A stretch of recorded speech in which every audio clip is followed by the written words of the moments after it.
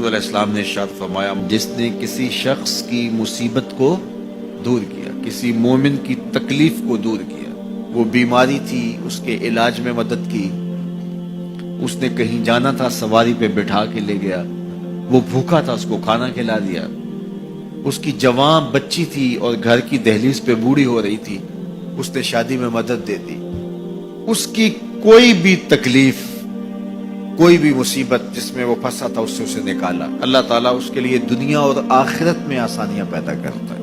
اگر آپ یہ چاہیں کہ میری زندگی سہل گزرے تو لوگوں کی زندگیوں کو سوکھا کر دو۔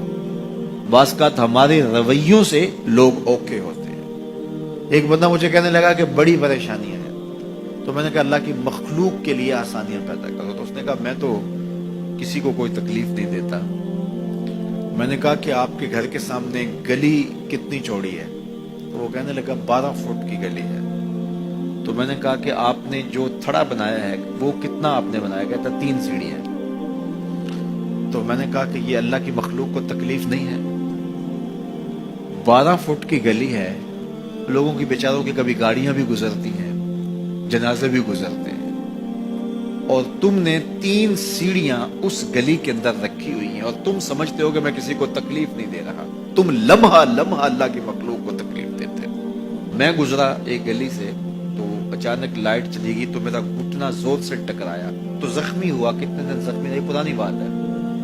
تو وہ کسی نے اپنے گھر کے سامنے 3 فٹ اونچا گٹر بنایا ہوا تھا۔ 8-10 فٹ گلی ہے اور 2 فٹ کا گٹر اونچا بنایا ہے، اور گلی سے ہم جا رہے ہیں تو گھٹنا لگا اور زخمی ہوا۔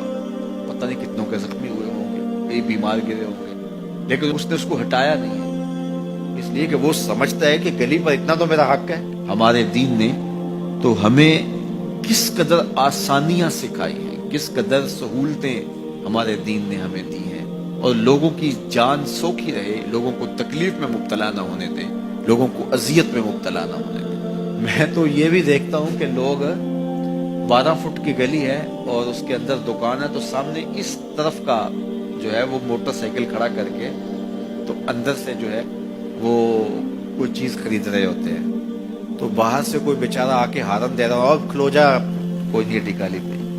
یعنی یہ بدتمیزی کی انتہا ہے، اور یہ ہمارے معاشرے کا المیہ ہے، لوگوں کے لیے اذیتیں پیدا کرنا، لوگوں کے لیے تکلیف پیدا کرنا، جبکہ ہمارے دین کی تعلیمات یہ ہیں کہ دوسروں کے لیے آسانیاں پیدا کرو، دوسروں کے لیے جو ہے وہ خیر پیدا کرو تو تمہارے لیے خیر پیدا ہو۔